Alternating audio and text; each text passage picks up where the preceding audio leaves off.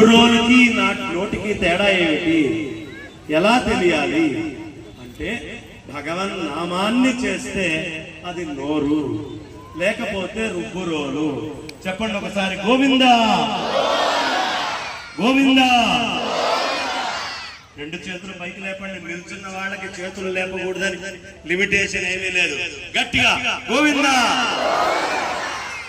ఆడవాళ్ల గొంతు ఎక్కువ వినిపిస్తుంది. ఒకే ఒక్క మగాయన వెనక నుంచి అరుస్తున్నాడు. ఆడవాళ్ళు ఆపండమ్మా, మగవాళ్ళు పెద్దగా రండి. గోవిందా. మధ్యలో ఆడవాళ్ళు వచ్చారు, ఉత్త మగవాళ్లే. గోవిందా. అసలు మీ గొంతేనా? ఇప్పుడు ఆడవాళ్ళు చెప్తారు చూడండి, గోవిందా గోవిందా. ఆడవాళ్ళతో పెట్టుకుంటే గోవిందా. ఇక్కడ కూడా గెలవలేదు ఎవరు. గట్టిగా గోవిందా. ఇప్పుడు నామస్మరణము మర్చిపోకూడదు.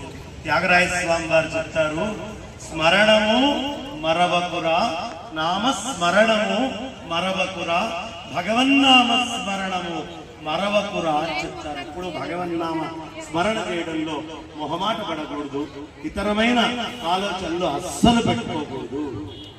ఏమ్మా, చప్పట్లు ఎందుకు కొట్టమన్నానో తెలుసా అమ్మా? తెలుసా ఎందుకు కొట్టమన్నానో?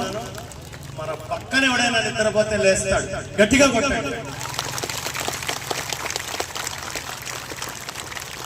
మన పక్కన ఎవడో నిద్రపోవడం కాదు, ఎన్నో జన్మల నుంచి మనం నిద్రపోతుంటే ఈ జీవుడు ఈ జన్మ వచ్చి ఇన్ని రకాల ఇబ్బందులు కష్టాలు, నా రాత నా గీత, మా నాన్న పెళ్లి చేసి 20 ఏళ్ళైంది 30 ఏళ్ళైంది నా గుర్తుకు వచ్చాడు.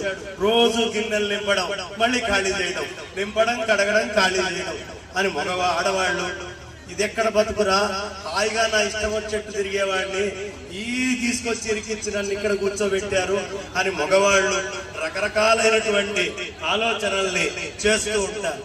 కానీ నిజమైనటువంటి